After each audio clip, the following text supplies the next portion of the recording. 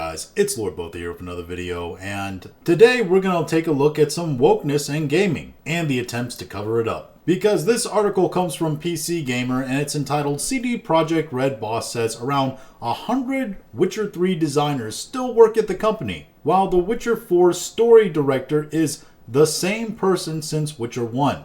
He also says the main story director is also the same person since Witcher 1. The company CEO, Mikhail Nowakowski, who stated on X around 100 of the Witcher 3 designers are still at the studio. Nowakowski stated this in a quote of a tweet made by Witcher 4's narrative director Philip Weber, who celebrated the 2-year anniversary of The Witcher 3's newest quest on Wednesday. Nowakowski specified that the main story director is the same person since Witcher 1, the main vision holder is the same person since Witcher 1, and I've been around for about 20 years too. Now, why is Nowakowski out here trying to say, oh, we have so many staff around, especially on the writing crew from previous games, and there's, as the article actually states as well, 1,100 people working on this game, which, by the way, thousands of people working on this game doesn't mean that it's going to be a good game.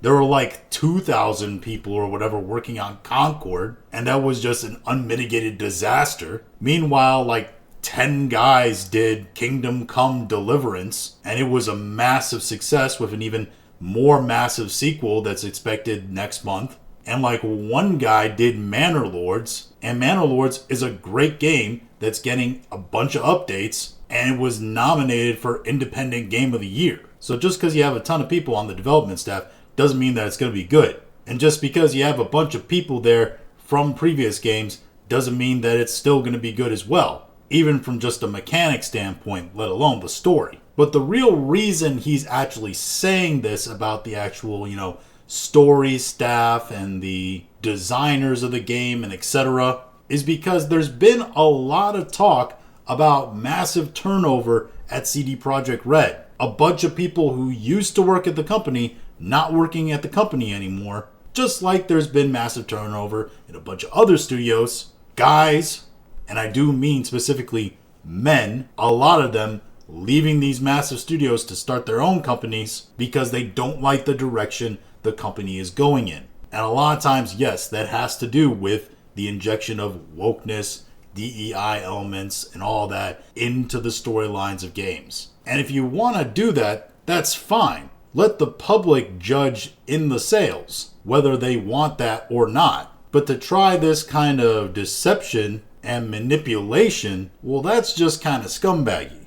And it is that because Nowakowski is getting a bit exposed by Smash JT on Twitter. And Smash JT has the screenshots of the tweets here. The first one where Nowakowski says, oh, there's still a whole bunch of people from the previous Witcher that's still working on Witcher. He also has a tweet that's screenshotted here that basically says, oh, we're not working with Sweet Baby Inc. We don't know who they are. I just heard about them recently. And maybe in his position, he doesn't know. But somebody doing the hiring that might be under him definitely knows. Because CD Projekt Red hired Mary Kenny, who, while is not a former employee of Sweet Baby Inc., as Smash JT claims here, and then corrects later on in his thread, is a known feminist activist, publicly advocates for LGBTQ agendas and etc. She's a woke massive lefty. And she definitely pushed for that and defended Sweet Baby Inc. a lot when she worked at Kotaku. They also hired Cian Maher, a former journalist, for The Gamer that now serves as a franchise and lore designer at CD Projekt Red, despite lacking clear game development skills, and Maher has a history of hostility towards gamers. Smash also states that in a Twitter exchange, Endymion, who, let's be fair, is friends with Smash JT, and Endymion is a big my sources guy, my insider sources, which always has to be taken with a grain of salt. But he says here that Endymion raised legitimate concerns about CD Projekt Red and Funcom's struggles, citing insider sources and potential systematic issues in the gaming industry. CD Projekt Red CEO Mikhail Nowakowski responded dismissively, calling Endymion's claims nonsense and denying DEI, diversity, equity, inclusion hiring practices. However, Smash, and this is legitimately a good rebuttal, states that, however, Endymion encountered with evidence from CD Projekt Red's publicly available DEI and ESG documentation highlighting contradictions in Nowakowski's statements. And I will say that ESG, DEI stuff, it's up on their website. It's there for everybody to see. It's not exactly extremely hidden. So yeah, they're definitely down with the DEI, definitely down with the ESG, and they quite clearly are okay with hiring activists that come from the journalism world, if you can call it journalism. It's op-editing with a degree is what it actually is. So to say, oh, we don't know anything about Sweet Baby Inc., we don't have anything to do with DEI or ESG, that's just a load of BS. Now, maybe you can make the excuse, he's the CEO, he's the top guy. He doesn't know. He's not exactly, having his thumb on every single hire, knows everything about what's involved in ESG and DEI, and maybe he's just learning now, and maybe he's sitting there being like, what, this is on our website? When we started publicizing this? Maybe he's ignorant, he's just an idiot. I highly doubt that though.